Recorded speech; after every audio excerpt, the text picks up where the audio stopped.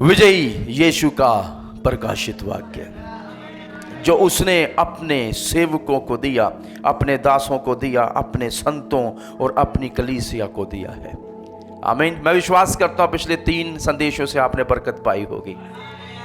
जनवरी लगभग समाप्त होने वाला है और ये 4था सप्ताह है जनवरी का। आमीन।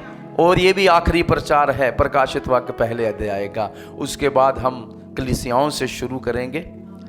अपनी कुर्सी की पेटी बांध कर बैठिएगा, बड़ी अद्भुत चीजें आने वाले समयों में खुलेगी। और आज का जो मनन है वो हम जो है प्रकाशित वाक्य पहला अध्याय उसकी 12 से 18 और 20वीं आयत भी इंक्लूड करके हम देखेंगे। आमीन। 19 मैंने पिछली बार पढ़ दी थी।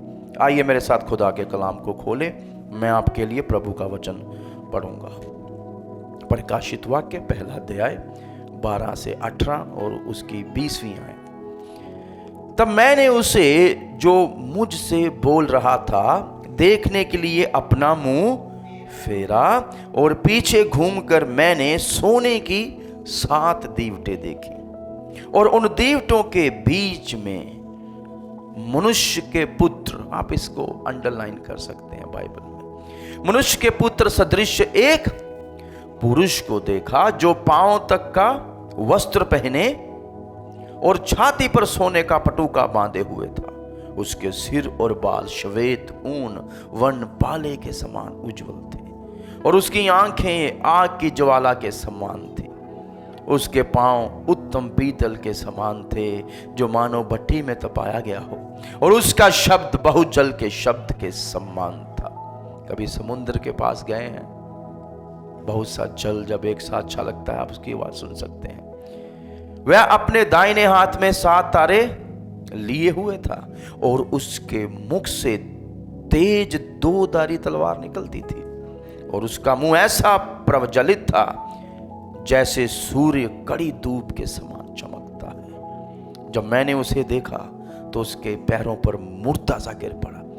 हम देख रहे हैं यहां पर यूहन्ना एक दर्शन को देखता है और उसके बाद मुर्दों सा उसके चरणों पर गिर पड़ता है। उसने मुझ पर अपना दाहिना हाथ रखकर कहा, मत डर, मैं ही प्रथम और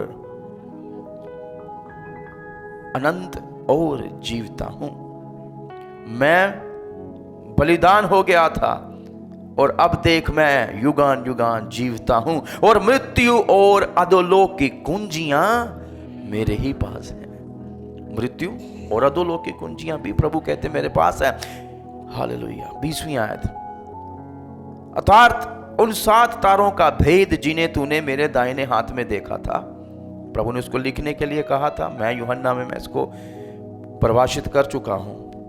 और उन 7 सोने की दीवटों का भेद, वे 7 तारे 7 कलीसियाओं के दूत हैं और वे 7 दीवट 7 कलीसियां हैं। प्रभु का वचन पढ़े जाने सुने जाने पर आशीष हो।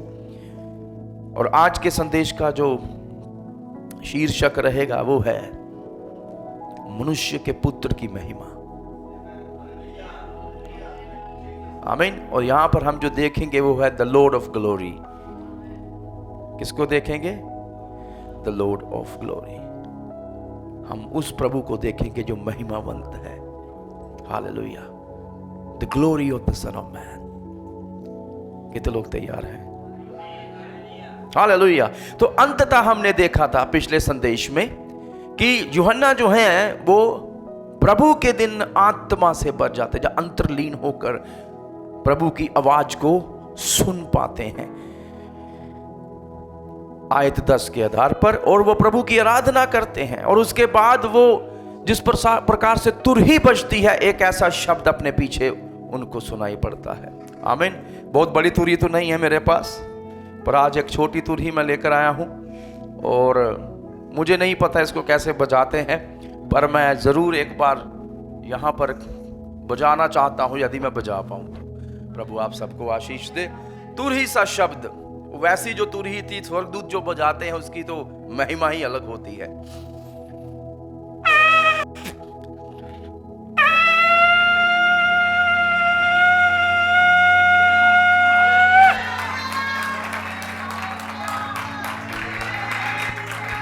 शायद कुछ इस तरह से। तो अभी भी कमी है मेरे बजाने में, पर जब स्वर्गदूत बजाएंगे एक ऐसा शब्द जो बलशाली था, यूहन्ना ने अपने पीछे बजता हुआ सुना, और जैसे ही उसने सुना इस बात ने उसके ध्यान को अपनी ओर खींच लिया। आमीन। और जैसे यूहन्ना पीछे मुड़कर देखता है, उसने दो बातों को देखा। सब कहे दो बातों को देखा। सो पहली बात जो उसने देखा, उसने क्या देखा? उसने 7 दीवटें देखी। प्रभु आपको आशीष दे, मेरे साथ बनी रहेगा, आपको बताना पड़ेगा। सो प्रथम उसने 7 सोने के दीपक दिखाई दिए, जहां दीवटें दिखाई दी। पदभारा की मैं बात कर रहा हूं। और दूसरी चीज जो उसने देखी वो क्या थी? मनुष्य का पुत्र के समान एक पुरुष बरस, जो आयत 13 में। आमीन। और ये जो मनुष्य का पुत्र शीर्षक है, यीशु मसीह का ये सबसे फेवरेट शीर्षक था। जब जब यीशु अपनी बात करते हैं वो कहते हैं मनुष्य का पुत्र दुनिया में सेवा करवाने नहीं करने आया है, मनुष्य का पुत्र, मनुष्य का पुत्र। और ये इस बात की ओर इशारा करता है कि यीशु ही मसीह राजा है, क्योंकि दानियल ने एक दर्शन देखा था। 7वां अध्याय दानियल का 13-14 आयत में पढ़ेंगे तो आपको मिल जाएगा कि ये भविष्यवाणी थी उस आने वाले मसीह के बारे में, जो कि मनुष्य का पुत्र कहलाएगा। और मैंने आपको बताया यीशु का सबसे पसंदीदा एक टाइटल था। आमीन। और आपकी प्रसन्नता के लिए और समंजस के लिए भी साथ में, और एकदम जो चौंकाने वाली बात यह है कि प्रभु यीशु मसीह ने सुसमाचारों में ये शब्द जो है मनुष्य का पुत्र 81 बार इस्तेमाल किया है। 81 times he used I am the son of man. और प्रेरितों के काम में जब स्तिफनुस को पत्थर मारे गए तो उसने मनुष्य के पुत्र के समान, जब मनुष्य के पुत्र को सिंहासन से खड़ा हुआ देखा था। कितने लोगों को समझ आ रहा है? प्रेरितों के काम 7:56 में, यदि आप देखना चाहें भी तो। आमीन। और जब यूहन्ना ने अपना सर घुमाया यीशु मसीह को देखने के लिए, और मैं आपको बताना चाहता हूं 60 साल के बाद ये पहली बार है जब यूहन्ना फिर से मसीह यीशु को देख रहा है। कितने सालों के बाद? 60 साल। इस बात को सोचिए थोड़ा। 60 साल के बाद आपको प्रभु का दर्शन फिर से मिल रहा है। आमीन। और इस बार जब उसने देखा तो यीशु मसीह बिल्कुल भी पहले जैसे नहीं दिख रहे। और मैं आपको बताना चाहता हूं यूहन्ना शुरू से ही यीशु मसीह को जानता था। और 1-2 आयतें पढ़े भी तो ऐसा प्रतीत होता है, पक्का तो नहीं है, कि यूहन्ना जो है वो शायद यीशु मसीह की मौसी या चाची का लड़का था। ठीक है, बाइबल में लिखा तब उसकी आंटी उसके पास आई और आकर कहती कि एक को अपने दाहिने बिठा, एक को बाएं बिठा। याद है आपको? विशेषता मरकुस का सुसमाचार 15:40-41, यूहन्ना 19:25। सो ऐसा प्रतीत होता है कि मरियम और यूहन्ना की माता जो है वो बहनें थी। और यदि ऐसा है तो वो चचेरे भाई हैं। और उसके साथ साथ ये भी समझ आता कि उसने यीशु को शुरू से ही देखा होगा और वो जानता होगा, यदि ऐसी बात है तो। आमीन। ये भी एक आदेशा ही मैं आपको दे रहा हूं जो कुछ विद्वान कहते हैं। आमीन। वो यीशु को एक लड़के के समान जानता था, यीशु को वो एक रबी के समान जानता था, यीशु को वो एक चमत्कार चिन्ह दिखाने वाले विश्वक्ता के अनुसार जानता था, यीशु का वो सेवक के समान उसको जानता था, और यीशु को वो जानता था आत्मा जीतने वाला करके। आमीन। उसने यीशु को सेवा करते हुए देखा था, उसने यीशु को लोगों को खाना खिलाते हुए देखा था, उसने चेलों के पैर धोते हुए यीशु को देखा था। ये वही यूहन्ना है जो उस अंतिम प्रभु भोज पर यीशु मसीह की छाती पर अपने सिर को रखे हुए था। हालेलुया। एक आयत जरूर पढ़िएगा, हम यूहन्ना की गवाही सुनना चाहते हैं। पहला यूहन्ना 1:1।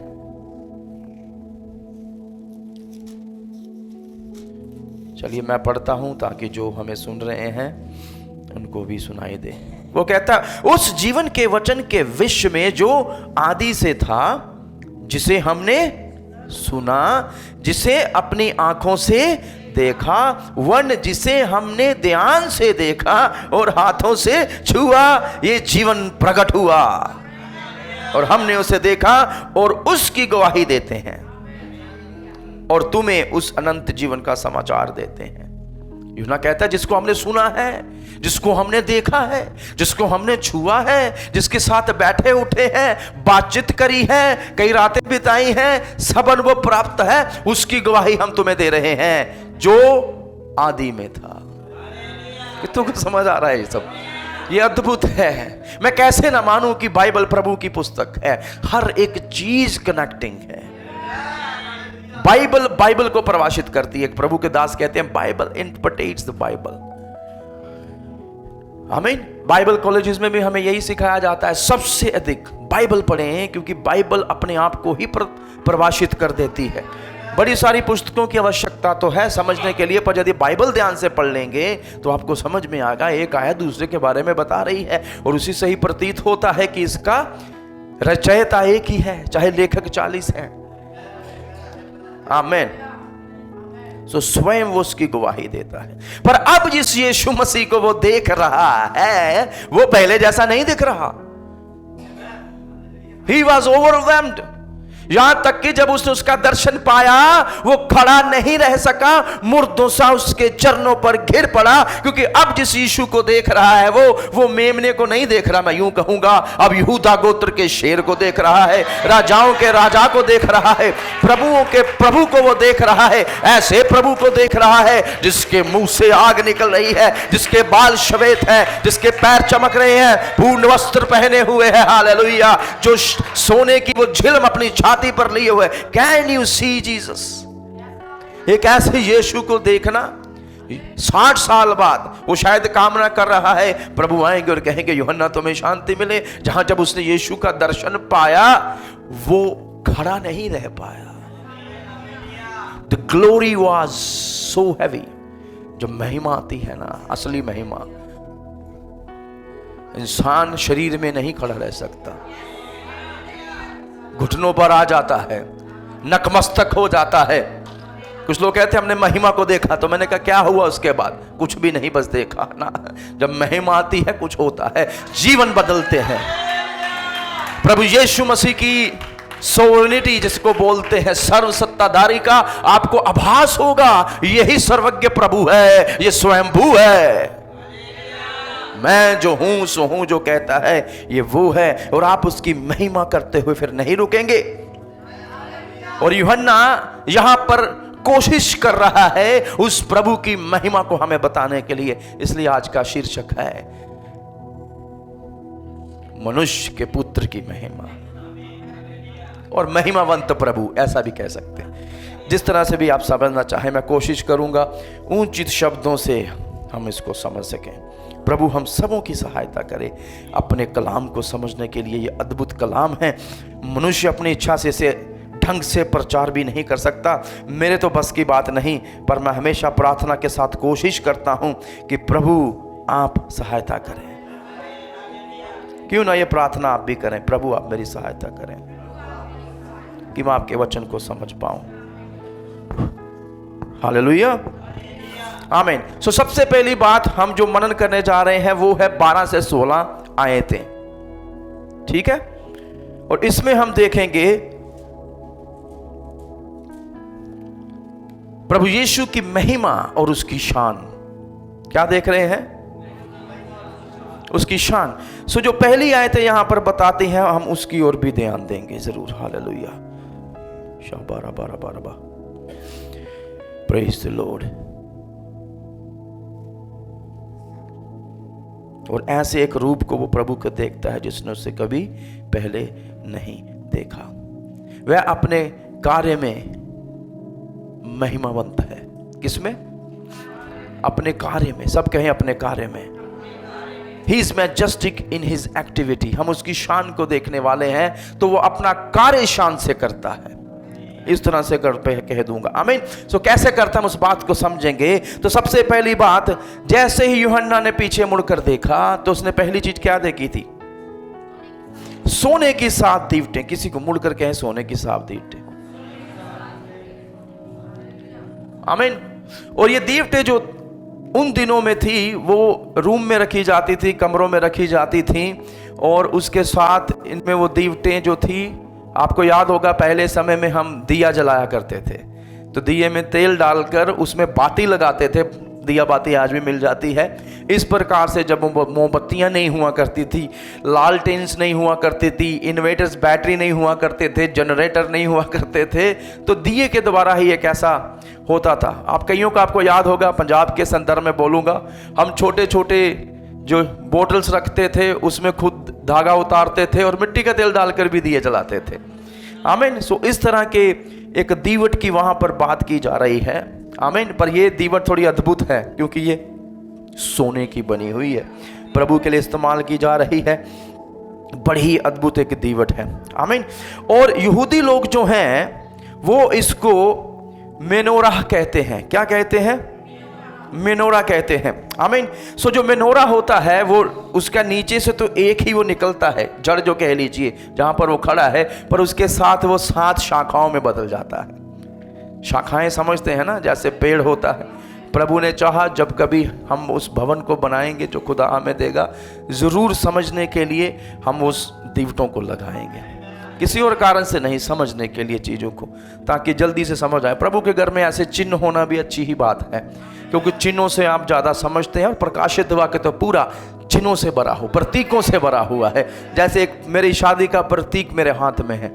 आमीन। कुछ औरतें हमारे समाज में, भारत में शादीशुदा जीवन को प्रदर्शित करने के लिए या यह बताने के लिए कि शादीशुदा हैं, कुछ प्रतीकों को भी लेके चलती हैं, तो उससे हमें सब पता चल जाता है।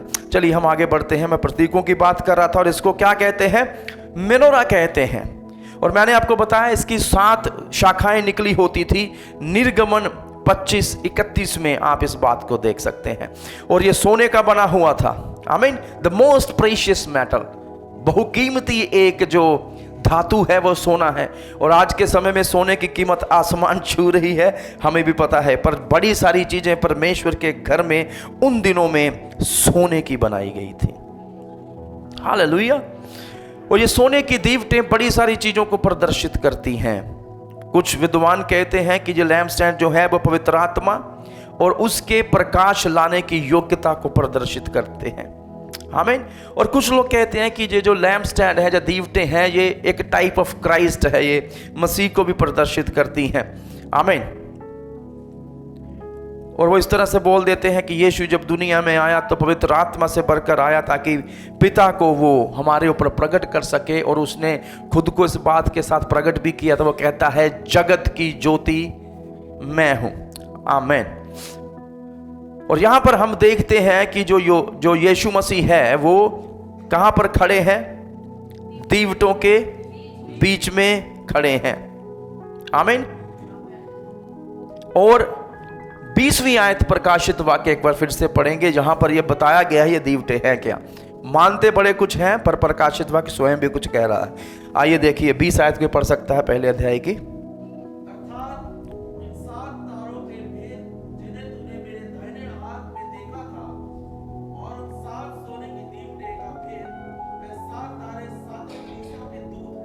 हाँ, तो यहां पर क्या लिखा है? कौन है ये? आमीन। सो वहां पर लिखा है ये कौन है? ये 7 कलीसियाओं के दूत हैं। तो 7 कलीसियाओं की बात की गई है और 7 दूतों की भी बात की है। आमीन। हालेलुया। सो यहां पर जो पहली बात हमें समझनी है कि ये सोने की दीवटें हैं जो हमें उसको बताती हैं the precious nature of the church.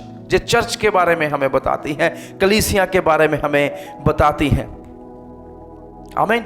दुनिया में ऐसा कोई भी इंस्टीट्यूशन नहीं है जो कलीसिया के समान सुंदर हो, क्योंकि यही एक ऐसा इंस्टीट्यूशन है या संस्था है, यूं भी कह लूंगा, जो बहुत साल पहले शुरू हुई थी और आज तक चल रही है।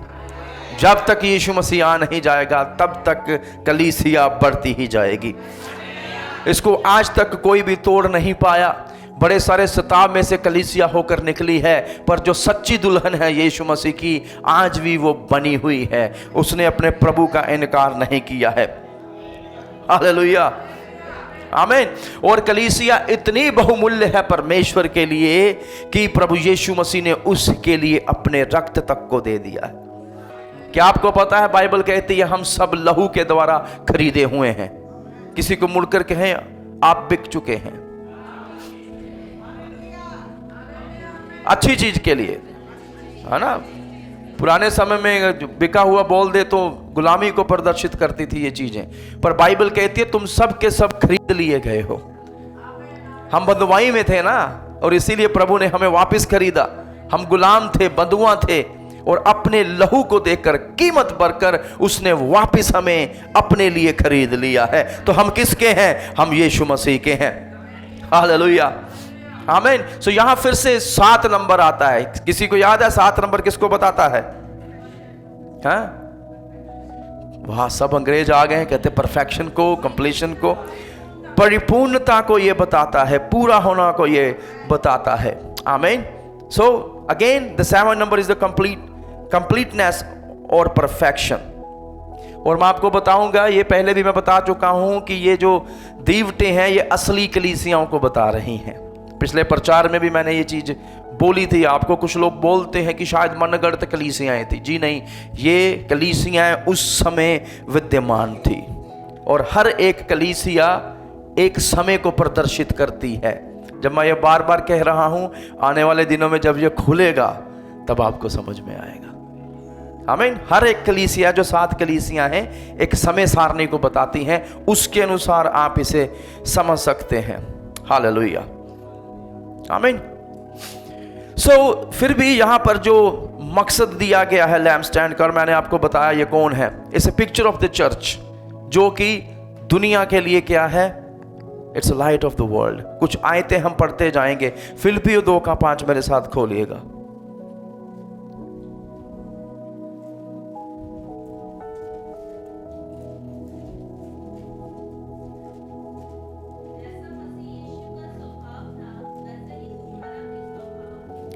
जैसा मसीह यीशु का स्वभाव था वैसा तुम्हारा भी हो। 15 भी पढ़िएगा, 5 पढ़ा आपने।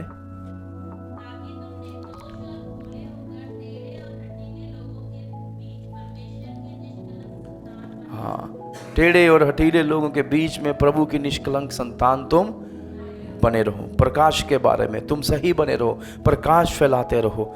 अफीसियों 5:8, मत्ती 5:16 में आपको ये बात मिल जाएगी। मत्ती 5:16 भी पढ़िएगा।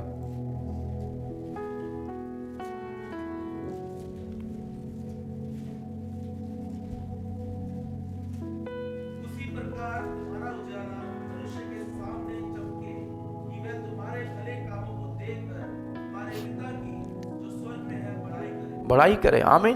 तुम्हारे पिता की जो स्वर्ग में है, किसको देखकर? तुम्हारे भले कामों को देखकर। और एक जगह प्रभु यीशु ये भी कहते हैं तुम जगत की, आमीन, नमक भी हो और ज्योति भी हो। तो यहां पर हमें समझ में आता है कि जो लैम्प स्टैंड है वो ज्योति कोई और नहीं, स्वयं कौन है? कलीसिया है। आमीन। और क्यों है? ताकि हम दूसरों के लिए प्रकाश बने, ताकि दूसरों को हम मसीह तक लेके आने वाले हों, ताकि हम टेढ़ी जातियों के हठीले संसार में जब रह रहे हैं हम निर्दोष जीवन व्यतीत करें। हालेलुया। और उसके बाद हम देखते हैं उस महिमावंत प्रभु का कार्य क्या है। वो अपनी कलीसिया के बीच में खड़ा हुआ है। एक बात हमें समझनी पड़ेगी, कलीसिया का केंद्र ना ही कोई पासवान है, ना कोई टीम है, ना कोई आराधक है, ना कोई व्यक्ति विशेष है। हमारी कलीसिया का केंद्र जो है, जो बाइबल बताती है, वो यीशु मसीह है। Christ is the centrepiece of the church. Hallelujah. कलीसिया जो भी जिसके बारे में भी है वो यीशु के बारे में है। कलीसिया का दर्शन, कलीसिया की गतिविधियां, कलीसिया का प्रचार, जो कुछ भी है वो यीशु के इर्द गिर्द ही घूमना चाहिए। और अक्सर मैं लोगों से कहता हूं, यदि आपका प्रचार, आपका दर्शन, या जो कुछ आप कर रहे हैं एक मसीही, एक शिष्य होने के नाते, यदि उसका केंद्र यीशु मसीह नहीं है तो आप व्यर्थ काम कर रहे हैं। हालेलुया। और यहां यीशु कहां खड़े हैं? असली कलीसिया का केंद्र यीशु मसीह है। और ये बात मुझे कहते कहते थकावट नहीं होती। पादरी साहब केंद्र नहीं हो सकते कलीसिया का। कोई भी टाइटल धारी व्यक्ति कलीसिया का केंद्र नहीं बन सकता। कोई भी पासवान या 5 सेवकाइयां, या इससे विपरीत जो सेवकाइयां हैं, या जो नाम है कोई रेवरेंड, कोई बिशप या पोप, वो भी केंद्र नहीं है। सही पोप बाइबल पढ़ा होगा तो वो भी कह देगा केंद्र मैं नहीं, यीशु मसीह है। मैं उसके हाथ का एक बर्तन हूं जो इस्तेमाल किया जा रहा है। हालेलुया। तो यहां पर जो यीशु मसीह है वो कहां पर खड़े हैं? कलीसिया के केंद्र में खड़े हुए हैं। मध्य में लिखा है ना वहां पर, आमीन। वो हमेशा हमारे साथ है। हालेलुया। सो वो केंद्र में क्यों खड़ा है? वो इसलिए यहां पर है ताकि हमारी सहायता कर सके। वो इसलिए यहां पर है ताकि मध्य में रहकर वो हमसे बातचीत कर सके। आज विडंबना एक ये भी हो चुकी है, लोगों ने प्रभु को सुनना ही छोड़ दिया है। कुछ लोग पासवान को सुनने आते हैं, बुरी बात नहीं है, पर यदि पासवान यीशु का मुख ना बने तो ऐसे प्रचार सुनने का कोई लाभ नहीं है। There are many motivational preachers. We don't need motivational preachers. We need biblical preachers. हमें प्रोत्साहन देने वाले प्रचारकों की आवश्यकता नहीं कलीसिया में, बाहरों को तो है, होगी। मैं बात कर रहा हूं, हमें उन प्रचारकों की आवश्यकता है जो बिबलीय हो, बाइबल के आधार पर जो प्रचार करते हो। हालेलुया। कलीसिया का अर्थ यही है। तो यीशु बात करने के लिए उनके मध्य में है, यीशु उनकी सुरक्षा करने के लिए उनके मध्य में है, यीशु उनकी अगुवाई करने के लिए उनके मध्य में है, यीशु उनको आशीष देने के लिए उनके मध्य में है, यीशु उनको प्रोत्साहन देने के लिए और चुनौती देने के लिए भी उनके मध्य में खड़ा हुआ है। हालेलुया, हालेलुया, आमीन। और इसीलिए जब हम आराधना करते हैं, इसलिए जब हम जीवन जीते हैं, यीशु हमारे जीवन के मध्य में होना चाहिए। हालेलुया। यदि हमारे गीत, हमारे प्रचार यीशु को प्रकट नहीं कर रहे तो व्यर्थ है। यीशु मसीह प्रकट होना चाहिए। किसी को मुड़कर कहें, यीशु प्रकट होना चाहिए आपके जीवन से।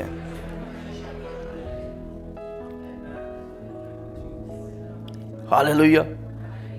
यीशु हमारे साथ है, इस बात को हमें समझना है। वो कहां खड़ा है? मध्य में खड़ा है। हालेलुया। उसका अर्थ क्या है? उसका एक और अर्थ है, He is having all the control। आमीन। मध्य में खड़ा होकर वो इस बात को बता रहा है कि अभी भी सब नियंत्रण मेरे पास है। मेरे जीवन की एक सबसे बड़ी आश्वासन पता क्या है? प्रभु अभी भी नियंत्रण में है।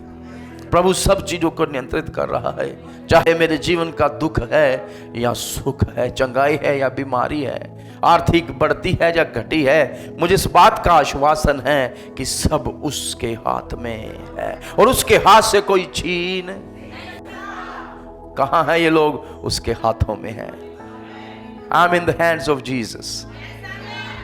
जैसा भी हूं प्रभु तेरे हाथों में रहूं, तेरी उपस्थिति में रहूं खुदावन। अमीर रहूं, गरीब रहूं, मुझे परवाह नहीं, क्योंकि एक दिन आएगा प्रभु तो मुझे अमीर करके ही देखता है।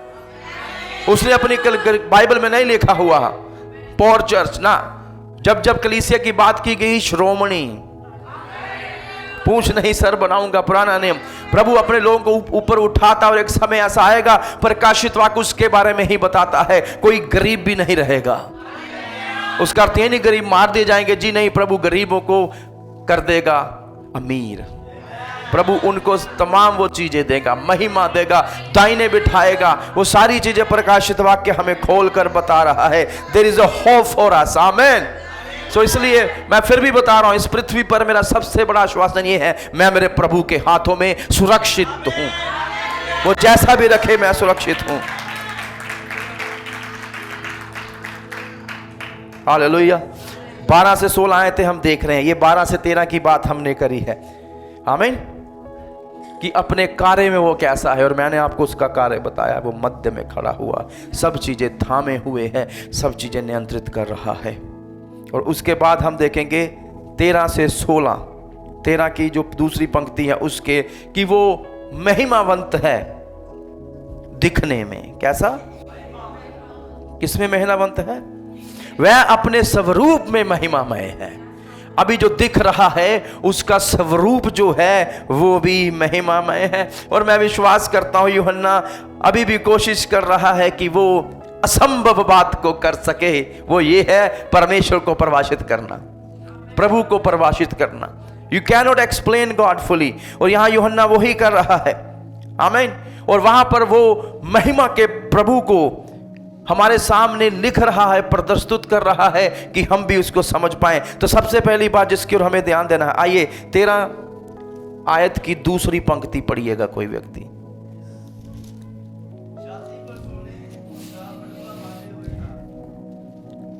जो पांव, हाँ तो सबसे पहली जो बात हम यहां पर देखते हैं वो है उसके कपड़े। आमीन। यीशु अपने वस्त्रों में प्रकट होते हैं। इस बात को समझिएगा वो कैसे प्रकट हो रहे हैं।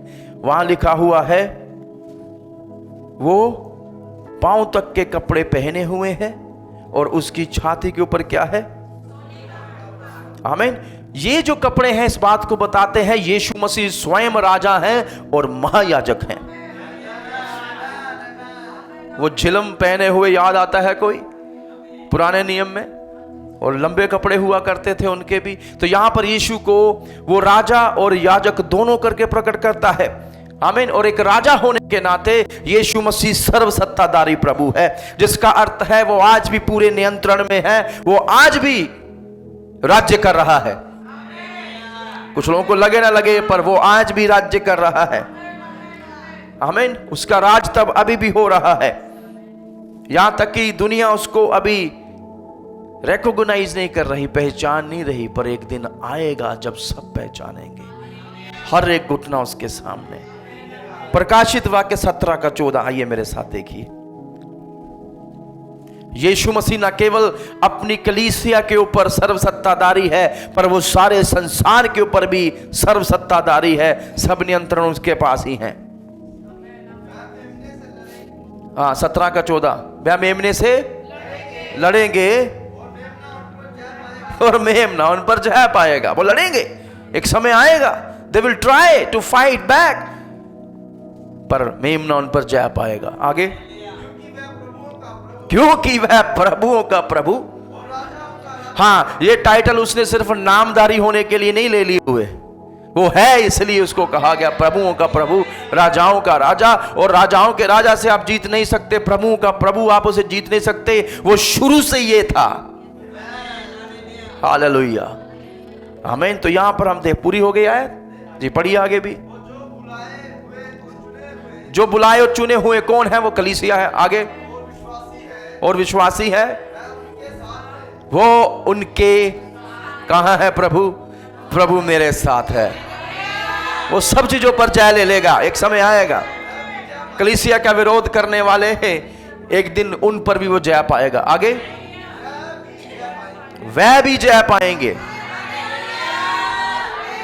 प्रभु साथ है, प्रभु तो जयवंत है। वो कहता है वे भी जय पाएंगे।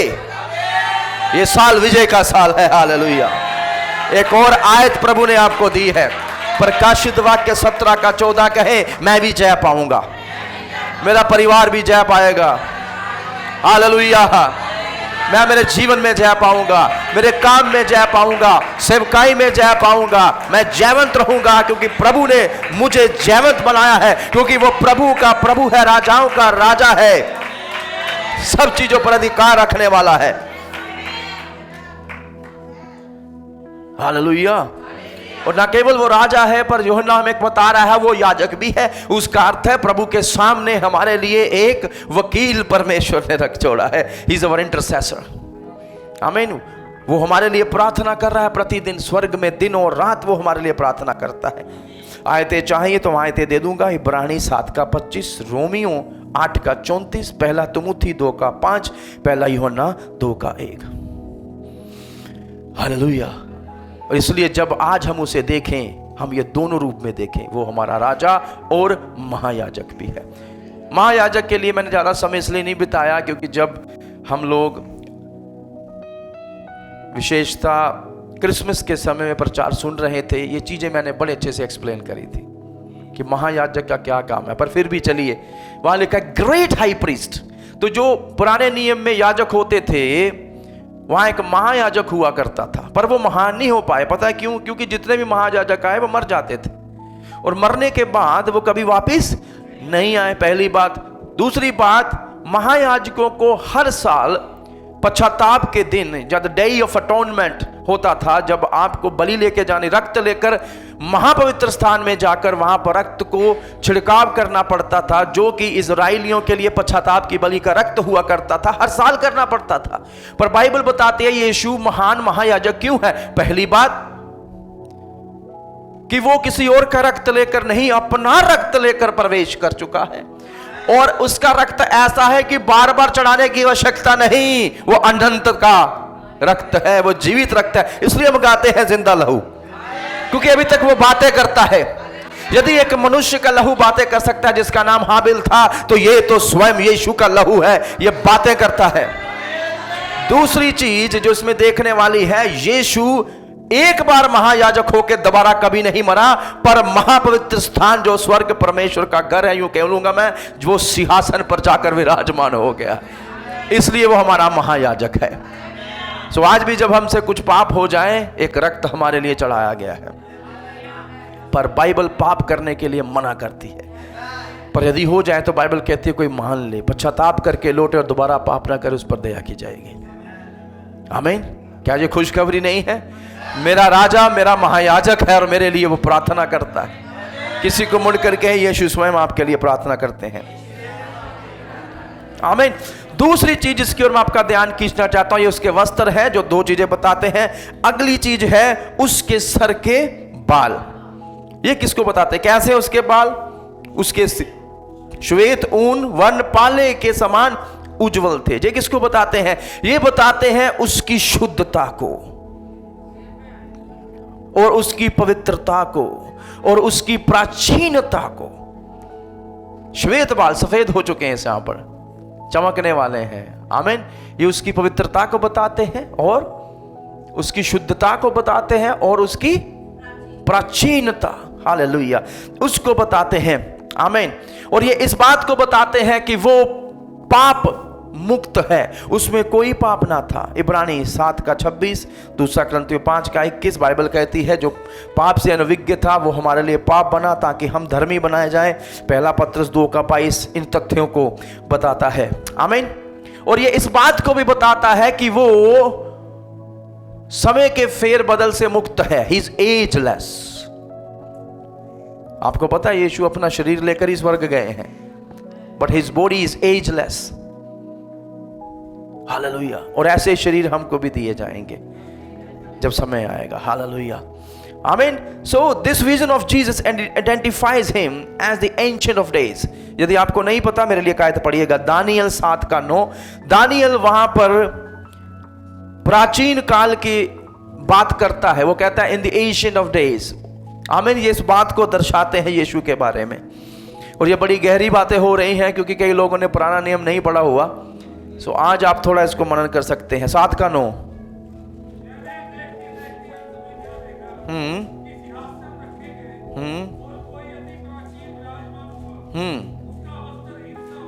हाँ,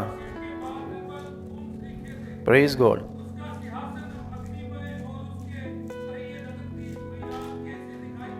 हालेलुया।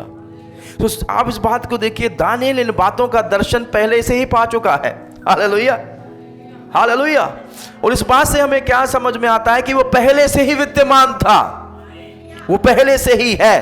कलाम कहता है वो था, वो है और वो रहेगा। और जो प्रभु के पास आए वो ये विश्वास करे कि वो है, वो हर समय विद्यमान है। हालेलुया, आमीन, हालेलुया। इस बात को दर्शाते हैं उसके श्वेत बाल, that is timeless and eternal. उसको समय रोक नहीं सकता, वो समय से परे है, वह कालातीत और श्वास्त है। और अच्छे शब्द नहीं है मेरे पास टाइमलेस को बताने के लिए कि काल उसे संजोकर नहीं रख सकता। काल का यीशु मसीह पर कोई राज्य नहीं है। और जब मैं काल की बात कर रहा हूं, मैं किसी मनुष्य की बात नहीं कर रहा हूं, मैं बात कर रहा हूं भूतकाल, वर्तमान काल और भविष्य काल की। सो वो काल उस पर अधिकार नहीं रखता। हालेलुया, आमीन, आमीन। सो यूहन्ना उसके सिर की बात करता है और वो हमें बताता है कि वो कौन है। वो महिमा में प्रभु है। आमीन। काल उसको संजो के नहीं रख सकता, वो पवित्र प्रभु है। अगली चीज, तीसरी चीज जिसकी ओर आपका ध्यान खींचना चाहता हूं, वो है उसकी आंखें। पादरी अर्नेस्ट मल ने बड़े अच्छे गीत उनके बारे में लिखे हैं, खासकर वो गीत में सुबह सवेरे आंख खुली तो यीशु था। वो इसी आयतों में से लेकर उस गीत को लिखते हैं और वर्णन करते हैं वो भी अपने शब्दों में।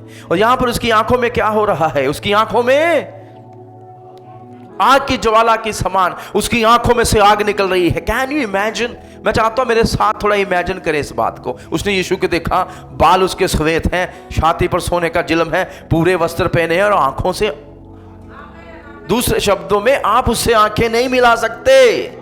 एक समय आएगा, आज जितने आंखें उठाकर चलते हैं कोई भी हो, तब आंखें ऐसी होंगी, क्योंकि आप उससे आंखें नहीं मिला पाएंगे। उसकी आंखें आग सी ज्वाला के समान है। इसका अर्थ क्या है? इसका अर्थ है कि वो सब बातें जानने वाला है। हालेलुया, हालेलुया। ये उसकी सर्वज्ञता, उसकी बुद्धि और बोध की बातें करते हैं। उसकी आंखें बताती हैं वो स्वर्ग ज्ञानी है, सर्वबोध रखने वाला है, सब चीजें जानता है। उसकी आंखें आर पार देखती हैं। हालेलुया। कुछ लोग कहते हैं प्रभु ने नहीं देखा, देख लिया उसने सब कुछ। भैया थोड़ा संभल के रहो। हालेलुया। इब्रानियों 4:13, नीति वचन 15:3, उसकी आंखों से कुछ भी छिपा हुआ नहीं है, यहां तक कि वो जक्कई भी छिप नहीं पाया। उसने तो किसी को बताया ही नहीं था, भाई मैं तो यीशु को देखने जा रहा हूं, किस तरफ से आ रहा है। वो पेड़ पर चढ़ जाता है, यीशु ने उसको वहां पर भी देख लिया, बोला नीचे आजा जक्कई, तुझे मैंने देख लिया है। यीशु दूर था पर उसको देख लिया। निकोदेमुस याद है, उसको भी देख लिया। Praise the Lord. उसकी आंखों से कुछ भी बचा हुआ नहीं रह सकता। आमीन, आमीन। कोई उसकी आंखें जिसमें से आग ने, पतरस नहीं बच पाया, थॉमस नहीं बच, थॉमस आ देख, हाथ डाल और विश्वासी बन जा। पतरस क्या तुम उससे प्रेम करता? वो जानता है दिलों को, वो दशा जानता है, क्योंकि वो ही आर पार देखने की क्षमता रखता है। हालेलुया, हालेलुया, आमीन। एक समय था जब यीशु की आंखें जब लाजर मरा था तो नम हुई थी, याद है? बाइबल में यीशु कम से कम 2-3 बार रोए हैं। वो दुख से भर गया था, पर अब उन आंखों में से आंसू नहीं, आग निकल रही है। सब कुछ देखने वाली आंखें। He can see inside of you। इस समय क्या चल रहा है वो देख रहा है। आइए अगली चौथी बात जिसकी आपका ध्यान खींचना चाहता हूं, वो उसके पैर। उसके पैर कैसे हैं? पीतल के समान, जैसे भट्टी में तपाया गया हो, पीतल के समान। पीतल देखा सबने? आज तो पीतल के बर्तन ही लोगों ने बंद कर दिए, पर कांसे के बर्तन एक जमाने में बड़े चलन में थे। स्टील और जो एल्युमिनियम के बर्तन उतने अच्छे नहीं होते हैं। हमें यहां नहीं लिखा एल्युमिनियम के पैर, जो स्टील के पैर, कांसे के पैर, ब्रॉन्ज के पैर, क्योंकि ये पीतल जो होती है अच्छी होती है, और ये भट्टी में ताई गई पीतल है। दूसरे शब्दों में दूर से ही चमकते हुए पैर। हालेलुया। ये किस बात को दिखाते हैं? ये दिखाते हैं उसके न्याय को। न्याय को कैसे दिखाते हैं? गिनती 21 अध्याय में एक कौन सा सांप जो था उस लटकाया गया था? पीतल का। Very good, hallelujah. और ये किसका सिंबल था? ये चिन्ह था लोगों के पाप का, और इस बात का कि परमेश्वर उनका न्याय करेगा और प्रभु उनकी ताड़ना करेगा। आमीन। और यहां पर हम देखते हैं यीशु मसीह अपनी कलीसिया के बीच में खड़ा हुआ है, और पीतल के जो उसके पैर हैं वो दिखा रहे हैं कि उसके पास अधिकार है न्याय करने का। पीतल ये दिखाती है। आमीन। सो वो सब कुछ देखता है। किसी को मुड़ करके वो सब कुछ देखता है, और जब वो देखता है जो बातें उसको पसंद नहीं आती, वो एक राजा और प्रभु के समान अपने अधिकार का प्रयोग कर सकता है और वो न्याय दे सकता है। हालेलुया।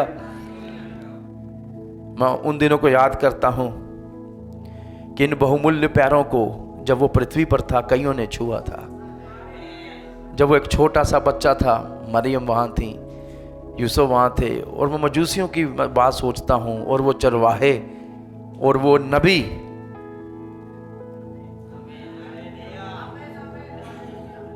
हालेलुया। और वही पैर जो यरूशलेम और दूसरे राज्य नासरत, गलीली, काना उसमें से होकर वो चला। हालेलुया। और ये वही पैर हैं जिसमें उन लोगों ने बड़ी बड़ी कीलें मारी थी। हालेलुया। और अब ये वही पैर हैं जो न्याय करने के योग्य बन चुके हैं। आमीन। और ये किस बात को दर्शाते हैं? अब जब यीशु आएगा, न्याय करने आएगा, अपने लोगों को लेने आएगा, पर न्याय करने आएगा। आमीन।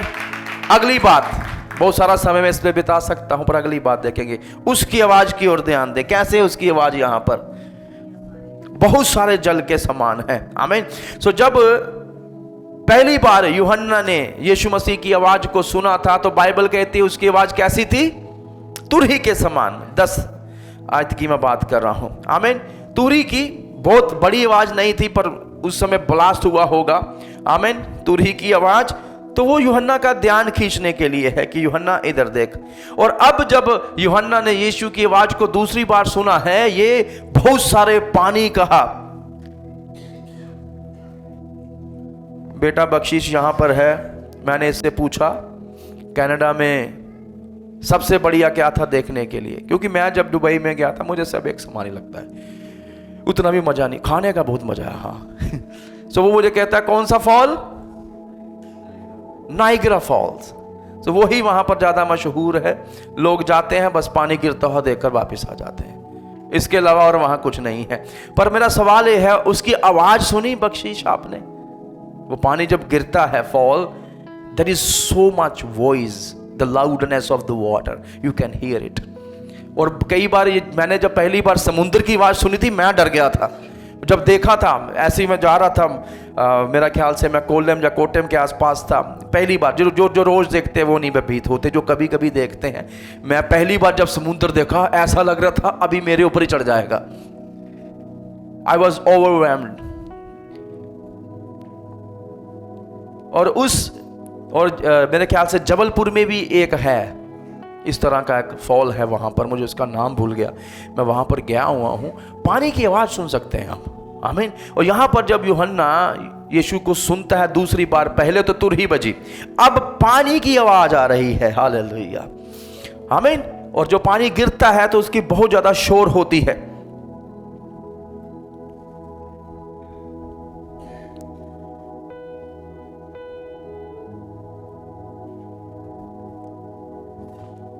अब मेरे पास कुछ मैथमेटिक के टर्म्स हैं कि 12 million cubic feet of water per minute flows over that contract, and as that water crashes into the rocks below it becomes the only sound that is heard. मैं नाइग्रा फॉल्स की बात कर रहा हूं कि इतना सारा पानी, कितना मिलियन, 1 मिलियन कितना होता है? 10 लाख। तो 12 मिलियन लिखा है तो कितना हो गया?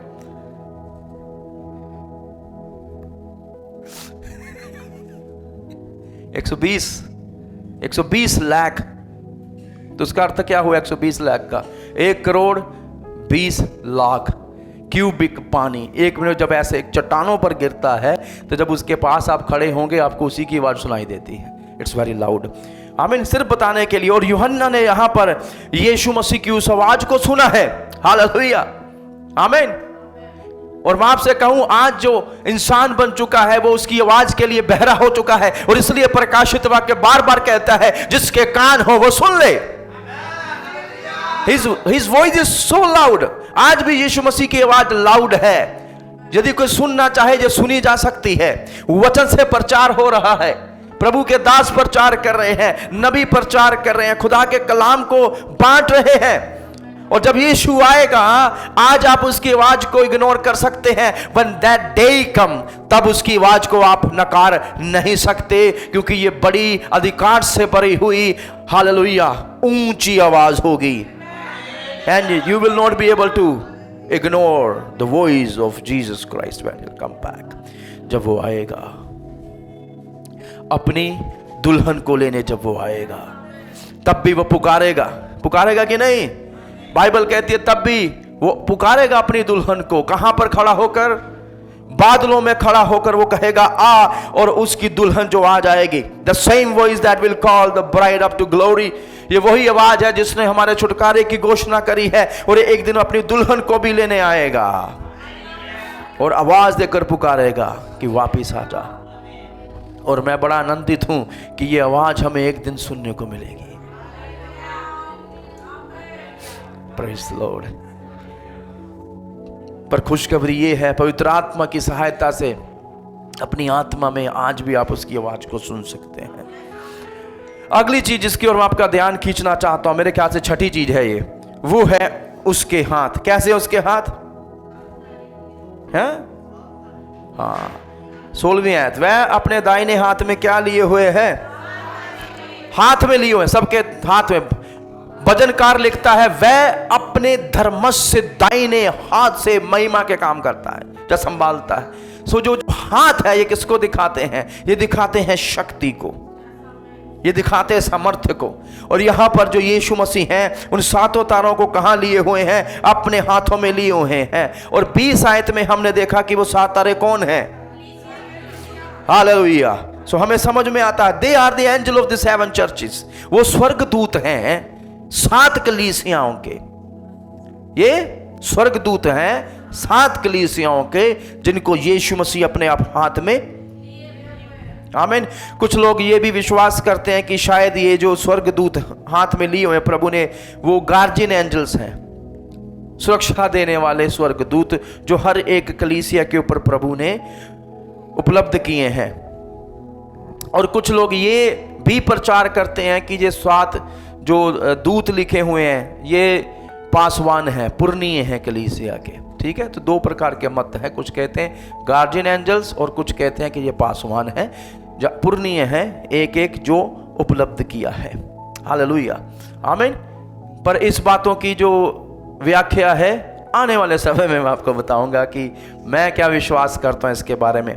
पर मेरा फर्ज है मैं आपको यह भी बताता हुआ जाऊंगा बाकी लोग क्या मत रखते हैं। तो इन दिनों में बहुत कुछ खुलेगा, और जब खुलेगा तो आप कंफ्यूज भी होंगे, पर मैं आपको यहां से बताते हुए जाऊंगा मैं क्या विश्वास करता हूं, ताकि आप लोग मेरे साथ बने रहें। आमीन। सो इस दोनों में से आप कुछ भी विश्वास करें, एक बात तो पक्की है, यीशु अपने हाथों में लिए हुए है। हालेलुया, आमीन। सो इस दृश्य को देखिए, यीशु उन 7 को अपने हाथों में लिए हुए है। और इसका अर्थ क्या है? वो उनको सुरक्षा दे रहा है, वो उन्हें संभाले हुए है, और वो उन पर अधिकार रखता है। और जिस समय यूहन्ना प्रकाशित वाक्य लिख रहा है, आप सब जानते हैं, यह महान शताब्द का समय था और ऐसा लगता था सब अस्त व्यस्त अनियंत्रित हो चुका है। तब यूहन्ना आत्मा में लिख रहा है, वो लिख रहा है अभी भी सब कुछ परमेश्वर के हाथों में व्यवस्थित और नियंत्रित है। आमीन। वो उनको आश्वासन दे रहा है कि अभी भी परमेश्वर सब संभाले हुए हैं। और मैं आपको बताऊं, यही सबसे बड़ी शांति है मेरे मन के लिए। मैंने आपसे पहले भी कहा that I am save into the hands of my Lord. मैं अपने कुम्हार के हाथों में सुरक्षित हूं। हालेलुया। फिर चाहे मैं टूट भी जाऊं मुझे परवाह नहीं।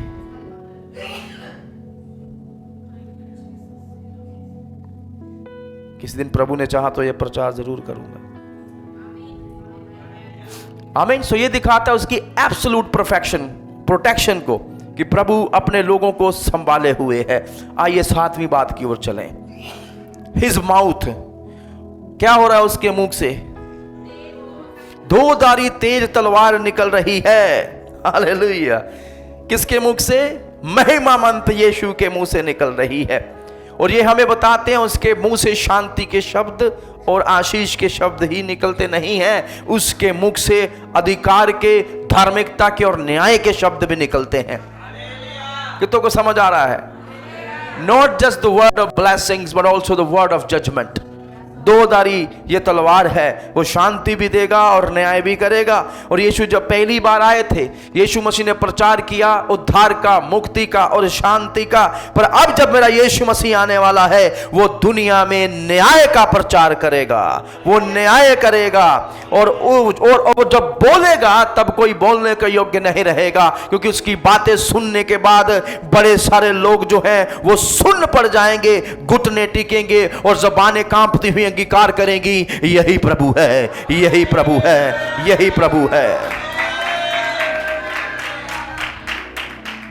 और एक दिन आएगा जब यीशु अपने दुश्मनों से बात करेगा और उनका खात्मा कर देगा। प्रकाशित वाक्य 19:15 में, जो आने वाले समय में हम देखेंगे, पर हम पढ़ सकते हैं। प्रकाशित वाक्य 19:15 मैं आपके लिए पढ़ूंगा, ये ध्यान दीजिए।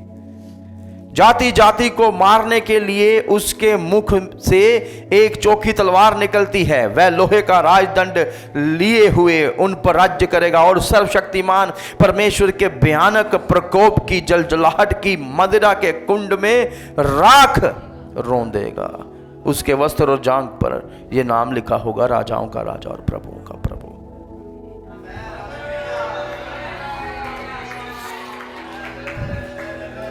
उस समय वो कहेगा, बाइबल कहती है प्रभु ने कहा और वैसा ही हो गया। उत्पत्ति याद आ रही है, आमीन। वचन से सब रचा गया, वचन यीशु मसीह है। इस समय यीशु जो कहेगा वो पूरा होगा। जब यीशु पृथ्वी पर था, जब जब वो जो कह रहा था पूरा हुआ था। आमीन, हालेलुया।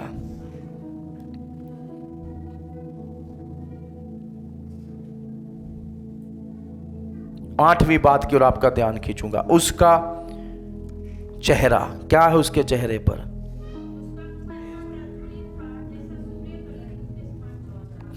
हालेलुया। फिर वही बात, आप उसके चेहरे पर देखने है। कोई आप में से जो सूर्य से आंखें मिला सके? You can not see sun like this. आप नंगी आंखों से सूरज को देखने जाएंगे, अंधे हो जाएंगे कुछ समय के लिए।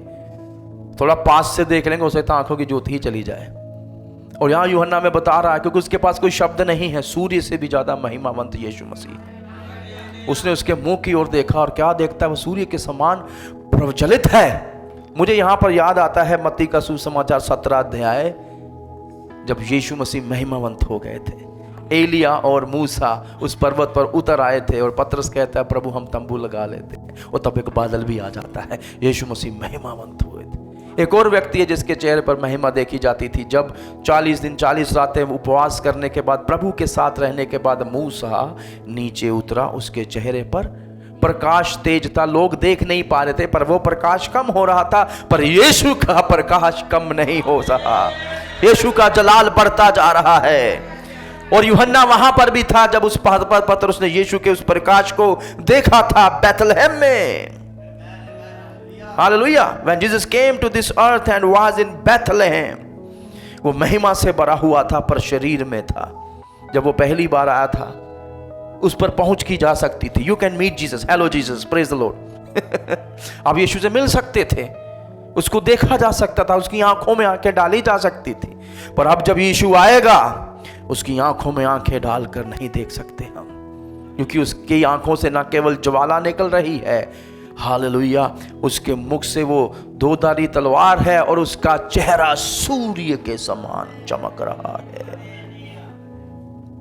Hallelujah, hallelujah, praise the Lord, praise the Lord. और इन दिनों में हर एक व्यक्ति उससे मिल सकता था, पर अब समय आएगा, now he is a different Jesus. और मैं अक्सर यूं ही कहकर आमीन करता हूं, पहले हम मेमने से मिले थे। जब सुसमाचार मेमने के बारे में बताते हैं, पर प्रकाशित वाक्य बब्बर शेर के बारे में बताता है।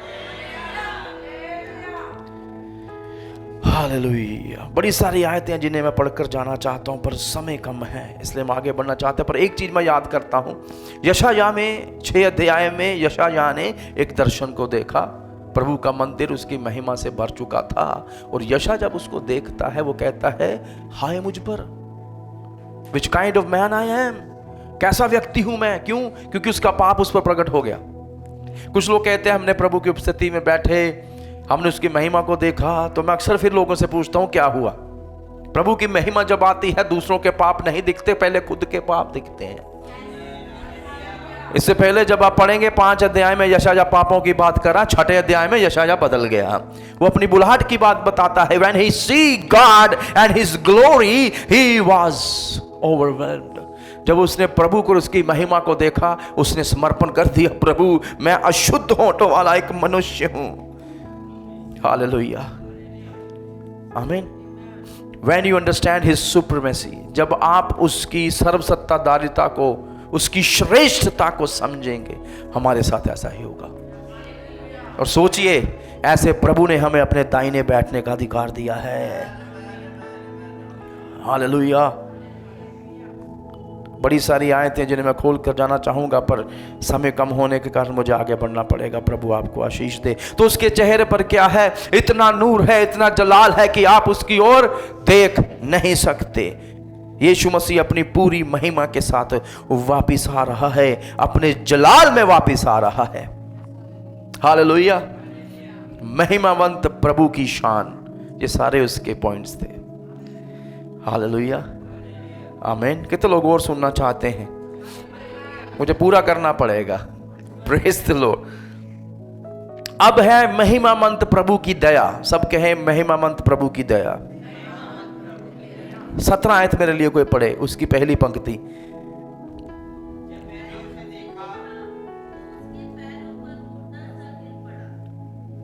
जब मैंने उसको देखा तो मुर्दों सा उसके चरणों पर गिर पड़ा।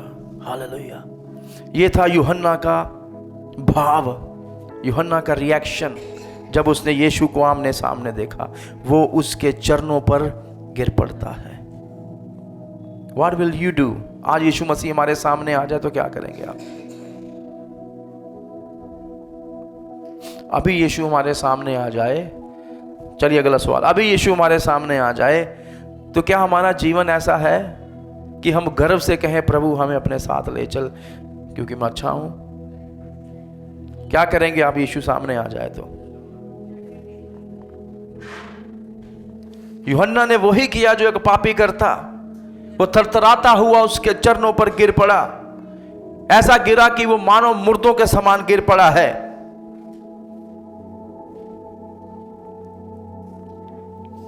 बड़े सारे लोग कई चीजों पर घमंड करते हैं, पर यूहन्ना जो असली प्रकाशन पा गया है, उसके पास घमंड करने का कोई भी कारण नहीं बचता। वो मुर्दों सा उसके चरणों में गिर पड़ता है। मैं यूहन्ना के बारे में सोचता हूं कई बार कि ये सब देखने के बाद कोई जीवित भी कैसे रह सकेगा। He is trembling in fear. यूहन्ना कपकपा रहा है उस भय में भरकर जब उसने प्रभु का दर्शन पाया है, क्योंकि उसके सामने वही प्रभु है, पर प्रगटीकरण बदल चुका है। ये वही प्रभु है जिसके साथ वो उठा बैठा है, जिसके साथ उसने बातचीत की है, पर अब उसकी आवाज में फर्क आ चुका है। अब उसकी आवाज तुरही जैसी है, अब उसकी आवाज पानियों जैसी है। और जब उसने पुकारा होगा, यूहन्ना जिन बातों को तू देखता और सुनता है उन्हें लिख। Hallelujah. Can you imagine the praise the Lord? Hallelujah. क्या दृश्य को आप समझ पाएंगे मेरे साथ? यूहन्ना क्या देख रहा है? उस प्रभु की आंखों में आंखें डालकर बातें करता था, उसकी छाती पर लेटता था, पर अब वही प्रभु की आंखों में से वो आग निकलता दिखाई दे। वो पहचान तो रहा है, हाँ ये मेरा प्रभु है, पर इसका प्रकटीकरण थोड़ा बदला हुआ है। और यूहन्ना वो सब देख ही नहीं पाया। मेरा विश्वास है प्रभु और दिखाने वाला था, पर पहली बार यूहन्ना मुर्दों सा उसके चरणों पर गिर पड़ा। बुम। हालेलुया, आमीन। बड़े सारे लोग इस बात को नहीं समझेंगे, पर एक दिन आएगा जब वो अपनी महिमा में लौटेगा ना, when people see him. Imagine this, Jesus coming back. बादलों पर के रथ पर सवार होकर, घोड़ों के साथ, स्वर्गदूतों की पलटनों के साथ। यीशु ने कहा था मैं चाहूं तो अभी स्वर्गदूतों की पलटने मंगवा सकता हूं, पर उस दिन मंगवाएगा नहीं, वो साथ में लेके उतरेगा। हालेलुया। उसके दर्शन मात्र से लोग कपकपा जाएंगे। हालेलुया। एक दिन वो आए, किसी को मुड़ करके एक दिन वो आएगा। हालेलुया। मैं तो पहले से ही उसके सामने घुटने टिका चुका हूं। मैं तो पहले से ही अपना जीवन उसको सौंप चुका हूं, मैं तो पहले से उसकी प्रभुता की अधीनता में आ चुका हूं। मैं आपसे भी कहना चाहूंगा, जो अब तक ऐसा नहीं कर रहे, जरूर आप उसको अपना प्रभु ग्रहण करके अपना जीवन उसको सौंप दें, क्योंकि वो आने वाला है और हर एक घुटना टेकेगा, हर एक जीव अंगीकार करेगी, वही प्रभु है। हालेलुया। मुर्दों सा वो गिर पड़ा है, वो कमजोर है, असमर्थ है। आमीन। क्या है वो? यूहन्ना कमजोर है, असमर्थ है, वो उसकी महिमा को झेल नहीं पाया, उसके जलाल के सामने खड़ा नहीं रह पाया। पर ये वही प्रभु है, ध्यान से सुनिएगा, महिमा से भरा हुआ, अद्भुत दिखने वाला, पर फिर भी दिल से दयावान। हालेलुया। और यूहन्ना को यीशु मसीह फिर से क्या देते हैं? रीअश्योरेंस। फिर से प्रभु उसको रीअश्योरेंस देते हैं। कैसे? जब यूहन्ना मुर्दों सा बेहोश होकर गिर पड़ा था, हालेलुया, यीशु ने यहां पर वही किया जो वो हमेशा करता था, वो गिरे हुओं को उठाता है, वो पापियों को क्षमा करता है, अंधों को आंखें देता है, मुर्दों को जिला देता है, अछूतों को छूता है, अपने गले से लगा लेता है। और यहां पर यूहन्ना के साथ फिर वही हो रहा है। उसने अपने पुत्र या अपने बच्चे यूहन्ना को शांति की बात कही। इस बात को सोचिएगा, यीशु ने अपना दाहिना हाथ लिया, ये वही हाथ है जिससे परमेश्वर अपने संतों की रक्षा करता है, और बड़े प्रेम के साथ यूहन्ना को वो फिर से छूता है। हालेलुया। यूहन्ना को वो फिर से छूता है और फिर वो यूहन्ना से बात करता है। ये वही आवाज है जो अधिकार और सामर्थ से भरी हुई थी। ये वही आवाज है जो एक दिन तमाम राष्ट्रों का न्याय करेगी।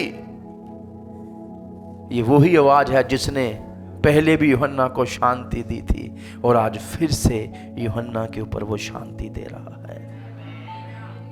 हालेलुया। और ये पहली बार नहीं है यूहन्ना जब उस शांति के शब्द को सुन रहा है। क्या कहा प्रभु ने? इसको देखिए, उसने मुझ पर अपना दाहिना हाथ रखकर कहा। This is not the first time. यूहन्ना ये पहली बार नहीं सुन रहा। वो प्रभु की उस बात को सुनते, सोचिए, इतनी महिमा में प्रभु, दिल वही है, मन वही है, प्रेम वही है, भलाई वही है, दया वही है, और अपने संत को वो उस दुख या कमजोरी में नहीं देख पाया, अपना हाथ बढ़ाया। उठ यूहन्ना, ये सब तेरे ही देखने के लिए है, तू मत डर। मैं तुझे डराने के लिए नहीं आया हूं, तेरे को शांति देने के लिए आया हूं। और प्रभु ने उसको क्या कहा? मत डर, मैं प्रथम और अंतिम और जीवता हूं। Now he represent himself differently. Hallelujah. अलग रीति से वो यूहन्ना को प्रकट करते अपने आप को। हालेलुया। पीस बी स्टिल, मत डर, फेयर नॉट। यूहन्ना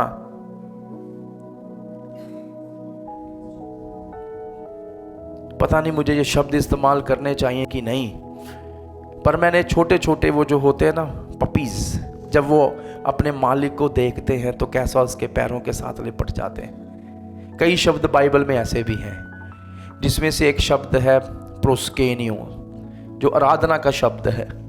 वो ऐसा शब्द है, एक तो आप नतमस्तक होकर गिर जाएं, और एक विद्वान यूं रखता है कि जैसे कुत्ता अपने मालिक के हाथ को चाटता है, क्योंकि वो उसको रिकॉग्नाइज करता है, उसकी आवाज़ को, चीज़ों को। बड़े अलग से ये क्या कह रहे हैं, एक्सप्लेनेशन है, ये इलिस्ट्रेशंस हैं, पर यही वो शब्द है। हालेलुया। यहाँ पर प्रभु स्वयं यूहन्ना को कह रहे हैं मत डर, और उसे आशीष दे रहे हैं, उसे डानस बदवा रहे हैं, ये कहते हूँ कि मैं कौन हूँ। हालेलुया।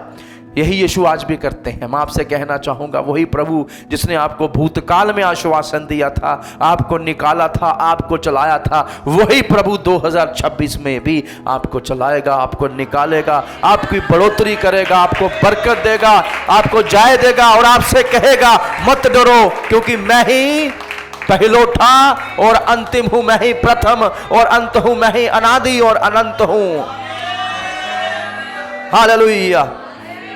याद करिए वो जब सब चेले यूहन्ना के साथ यूहन्ना 20:19 में डर कर छुप गए थे चिटकनियों के पीछे, यीशु मसीह उनके कमरे में आकर वहां पहुंच जाते हैं जहां कोई सोच नहीं सकता। यीशु के लिए कोई विडंबना नहीं है, कोई भी स्थान से होकर वो गुजर सकता है आपकी रक्षा करने के लिए, सुरक्षा करने के लिए। और यीशु उनको आकर कहते हैं पहली बात, तुम्हें शांति मिले। तो यहां पर यूहन्ना देखता है एक बार फिर से प्रभु उसको शांति के शब्द कह रहे हैं। हालेलुया, यीशु मेरा प्रभु है। हालेलुया, हालेलुया। द मर्सी ऑफ जीसस, महिमावंत प्रभु की दया अभी भी वैसी ही है और युगान युगान तक अपने लोगों के लिए ऐसी ही रहेगी। हम अंतिम बात की ओर जा रहे हैं। कितने लोग मेरे साथ हैं? महिमावंत प्रभु की सेवकाई, कहे महिमावंत प्रभु की सेवकाई। आमीन। 17 की जो दूसरी आयत है और 18 और 20 ये प्रभु की एक सेवकाई को बताता है। यीशु का जो काम है हम उसको देखेंगे। आमीन। वो कौन है और उसने क्या किया है, जब वो क्या करता है। हालेलुया। कितने लोग मेरे साथ हैं? 17 की दूसरी पंक्ति मेरे साथ देखिएगा, वहां पर क्या लिखा है। यीशु कहते हैं, मत डर, मैं प्रथम और अंतिम और जीवता हूं। आमीन। इसका अर्थ क्या है? इसका अर्थ है वो राज्य करने वाला प्रभु है। सब कहें राज्य करने वाला। हालेलुया। यूहन्ना की प्रतिक्रिया और मसीह यीशु का आश्वासन हमने अभी अभी देखा। और अब हम देखने जा रहे हैं जो तीसरी बात है, महिमावंत प्रभु की सेवकाई का कार्य। वही सर्वोपरि है। He is the raining one. वो राज्य करने वाला प्रभु है। इसलिए वो कहता है, I am the first and the last. Hallelujah. इस बात को बताता है कि यीशु मसीह विश्वास का कर्ता और उसको पूर्ण करने वाला प्रभु है। याद है इब्रानी लिखने वाला ये सब करता है। हालेलुया। ये वो है जो पहले से था, रहेगा और बना रहेगा, और उसके राज्य का कभी अंत नहीं होगा। बड़े सारे महान राजा आए हैं, मरकर वो चले गए, पर ये राजा सर्वदा के लिए राज्य करने के लिए जीवित हो उठा है। और यहां पर इसी प्रकार से यीशु अपने आप को यूहन्ना को बताते हैं कि मैं कौन हूं। आमीन। सो मेरे पीछे कहिए, वो कौन है? वो सर्वोपरि है, राज्य करने वाला है। दूसरी बात वो यूहन्ना को कहता है, मैं मर गया था पर अब देख मैं युगान युगान। दूसरी बात, वह पूर्ण जीवित है, वो सर्वोपरि है। दूसरी बात यीशु के बारे, वो पूर्ण जीवित है, वो स्वयं पुनरुत्थान है। हालेलुया। वो कहता है, I am that who lives and was dead and behold I am alive forevermore. आमीन। मैं फिर से जी उठा हूं, और मैंने आपसे कहा था वो जी उठा है, इसलिए हमारी मुक्ति है। हालेलुया। यीशु ने वो करके दिखाया जो पहले कभी किसी ने नहीं किया। मैंने आपको बताया था पुराने नियम में भी और इस संसार में भी कुछ लोग मुर्दों में से वापिस आए हैं, पर वो फिर से मुर्दा हो गए। यीशु मसीह एक बार मुर्दा हुए थे, हमारी मुक्ति के लिए बलिदान हुए थे, पर अब वो सदा काल के लिए, हमेशा के लिए जीवित हैं, क्योंकि यीशु को किसी ने पुनरुत्थित नहीं किया। यीशु स्वयं में जीवन रखता है और जो स्वयं प्रभु है पुनरुत्थान का भी। हालेलुया। आमीन। वो अपनी मर्जी से उस मृत्यु के समय में आया और अपनी ही मर्जी से वो फिर से जी उठा है। किसी को मुड़कर कहें, वो जीवित है।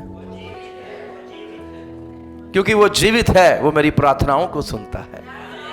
वो जीवित है तो उसके सारे वायदे हां और आमीन में हैं। वो जीवित है, वो मुझे छुड़ाने के योग्य है। वो जीवित है, इसलिए मेरी मुक्ति पक्की है, क्योंकि वो जीवित है, इसलिए ही तो वापिस आने वाला है। वो जीवित है, इसलिए ही मुझे लेकर जाएगा, क्योंकि वो जीवित है, इसलिए जितने उसमें सो गए हैं एक दिन वो भी जी उठेंगे। कैसे? जैसे वो स्वयं मुर्दों में से जी उठा है। अगली, और मृत्यु और अधोलोक की कुंजियां मेरे पास है। इसका अर्थ क्या है? He is the redeeming one. वो उद्धारक है। आमीन। I am that liveth and was dead.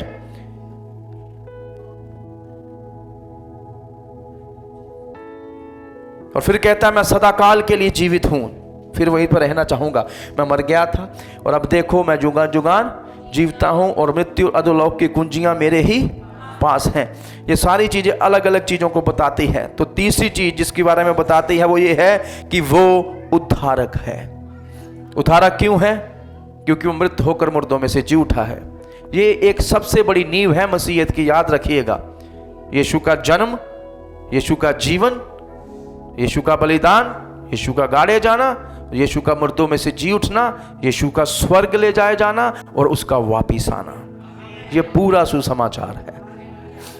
Hallelujah. कितनों को समझ आ रहा है? इसके ऊपर मैं ज़्यादा समय नहीं बताऊंगा। मेरा ख्याल है पिछले प्रचारों में यह कलीसिया ये सब सीख चुकी है। क्यों? वो छुटकारा देने वाला प्रभु है। हालेलुया। वो कौन है? कहें वो उद्धारक है। अगली बात, वो शेष रहने वाला है। वो कहता है कि मैं सदा के लिए जीवित हूं। आई am alive for ever more. अब मृत्यु मेरा कुछ बिगाड़ नहीं सकती, क्योंकि उसकी कुंजियां तो मेरे ही हाथ में है। मृत्यु मेरा क्या बिगाड़ लेगी? हालेलुया। जब अधिकार ही उसके हाथ में है तो मृत्यु उसका कुछ नहीं कर पाएगी। सदा काल के लिए वो जीवित है। This is the fact. Hallelujah. और वो फिर कहता है कि मेरे हाथ में क्या है? वो मुक्तिदाता है। वो कहता है मेरे हाथ में मृत्यु और अधोलोक की कुंजियां हैं। इसका अर्थ है कि उसके हाथ में आज भी सारे अधिकार हैं, और क्योंकि उसके पास अधिकार है, वो जिसको भी चाहे उसको मृत्यु से और अधोलोक से बचा सकता है। क्योंकि एक समय आएगा, बाइबल कहती है, जब मृत्यु और अधोलोक दोनों नरक में, झील में फेंके जाएंगे। कई लोगों को लगता है अधोलोक नरक है। जी नहीं, अधोलोक नरक नहीं है। बाइबल इसके लिए दूसरा शब्द इस्तेमाल करती है। प्रकाशित वाक्य कहता है मृत्यु और अधोलोक। सब कहें मृत्यु और अधोलोक। ये दोनों प्रभु यीशु मसीह उसके हाथ में है ना, उठाकर नरक में फेंकेगा। नरक की जो गंधक की झील कहलाती है, आग की झील कहलाती है, इसको दूसरी मृत्यु कहा गया है। एक बार वहां चले गए तो वापस नहीं आ सकते। हालेलुया, आमीन।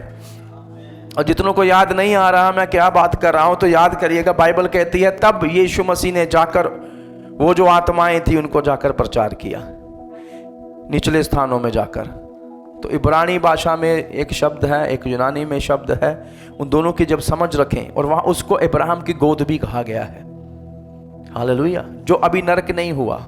आमीन। एक समय आएगा अभी नरक डाले जाने का समय है, क्योंकि न्याय होना बाकी है। तो इसलिए लोग अभी नरक में नहीं डाले जा रहे, वो एक स्थान पर रखे जा रहे हैं। याद करिए, वो जो गरीब लाजर जो उम्मीद के मेज से गिरी हुई रोटियां खाता था, वो मरकर कहाँ गया? अब्राहम की गोद में। और उसके दूसरी तरफ तो एक स्थान है जिसके दो भाग हैं। एक स्थान में धर्मी रखा जाते हैं और एक स्थान में अधर्मी रखे जाते हैं। अधर्मियों को कष्ट हो रहा, अधर्मियों को, और जो धर्मी हैं वो आनंद से, शांति से वहां पर रह रहे हैं, या उनकी आत्माएं। हालेलुया। कितनों को समझ आ गया जी? इसके साथ मैं ज्यादा समय नहीं बचाना चाहता, पर यहां पर हमें एक चीज समझ आ रही है। वो क्या है? Jesus is the key man. यीशु ही वो सब चीजों की कुंजी है। हालेलुया। यीशु के पास सारे अधिकार हैं। और ये कितने आनंद की बात है कि यीशु के पास कब्र की भी कुंजियां हैं। याद है जब यीशु क्रूसित हुए थे तो कब्रें फट गई थी। अब सवाल यह है, जब यीशु जी उठा तब कब्रें फटी थी, जब यीशु क्रूस पे जब मरा था तब कब्रें फटी थी?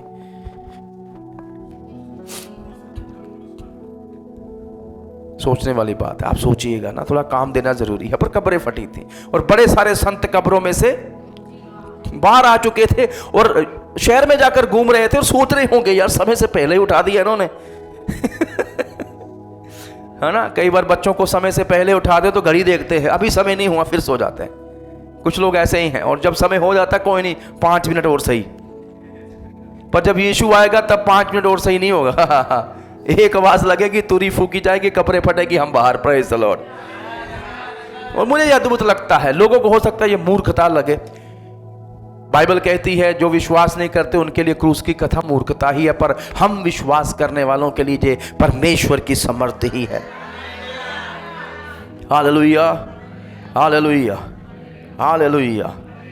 प्रभु की महिमा, महिमावंत मनुष्य का पुत्र या मनुष्य के पुत्र की महिमा। तो मैंने आपको 3 चीजें बताने की कोशिश करी आज। कोई बताएगा क्या क्या है मनुष्य के पुत्र की महिमा? सबसे पहली बात, उसकी शान, बिल्कुल सही बात है, महिमा में प्रभु की शान, और उसमें हमने बड़ी सारी बातें सीखी हैं। और दूसरा मुख्य बिंदु क्या था? उसकी दया, महिमा मंत्री यीशु की दया। तीसरा मुख्य बिंदु क्या था? उसकी सेवकाई, और उसकी सेवकाई में हमने लगभग 5 बातों को देखा। Hallelujah, hallelujah. और अंत में मैं 20वीं आयत पढ़ना चाहता हूं। अर्थात उन 7 तारों का भेद जिन्हें तूने मेरे दाहिने हाथ में देखा था, और उन 7 सोने की दीवटों का भेद भी। वे 7 तारे 7 कलीसियाओं के दूत हैं। वे 7 दीवट 7 कलीसियां हैं। हालेलुया, आमीन। मैं आपको एक सत्य बताकर आगे बढ़ जाऊंगा। हम यदि प्रभु की महिमा ना भी करें तो वो महिमामय है।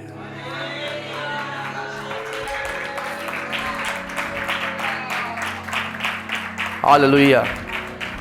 एक तो महिमा हम गाते हैं, एक महिमा जो देखी जाती है। यूहन्ना ने गाने वाली नहीं, देखने वाली महिमा को देखा था, और उसने ये भी देखा कि महिमा नहीं उसकी ओर नहीं आ रही, महिमा उसमें से निकल रही है। Is the glorious one. मेरा प्रभु महिमा में प्रभु है, वो अपनी शान में महिमामय है। हालेलुया। वो अपनी दया में महिमामय है। जिन पर दया करता है वो कर देता है। और उसके साथ साथ अपनी सेवकाई में महिमामय है कि जब हम पापी ही थे तब यीशु हमारे लिए मरा है, और अब वो फिर से आने वाला है। मेरा प्रभु अपनी महिमा में लौटेगा। हालेलुया।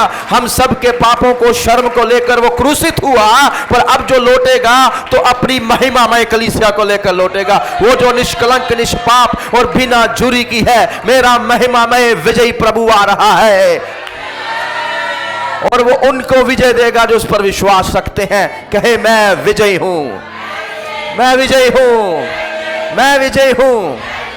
प्रभु इन वचनों के द्वारा आप सबको आशीष दे। Hallelujah, hallelujah.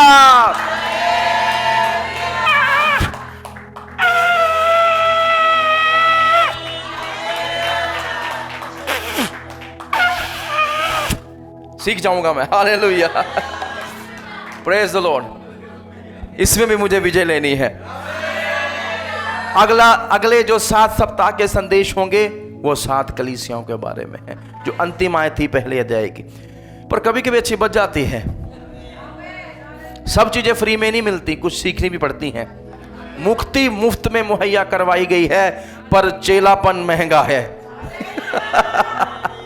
खुदावन इन शब्दों के द्वारा आपको आशीष दे। आइए हम प्रार्थना करें। स्वर्ग के पिता, आज अद्भुत रीति से हमने सीखा यीशु कौन है और उनकी महिमा कैसी है, यूहन्ना ने कैसा दर्शन प्राप्त किया। हमारी भी प्रार्थना है, हमने जब ये बातें सीखी, इनको समझा है, प्रभु हम आपको वैसी ही महिमा में एक दिन देख सकें।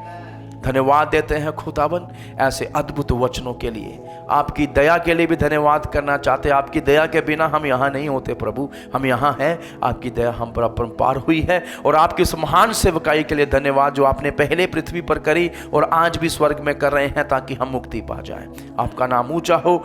हम तमाम सुनने वालों को आपके हाथों में सौंपते हैं और घोषणा करते हैं प्रकाशित वाक्य 1:3 की कि धन्य है वे जो इस पुस्तक में लिखी हुई बातों को सुनते, पढ़ते और उन पर चलते हैं। यीशु मसीह के नाम से आमीन। यदि आप इससे बरकत पाई है, दूसरों के साथ भी बांटें। खुदावन आपके साथ हो और आने वाले सप्ताहों में हमारे साथ जुड़े रहें, क्योंकि इस साल हम प्रकाशित वाक्य पर मनन करेंगे। आप सबों को जय मसीह की।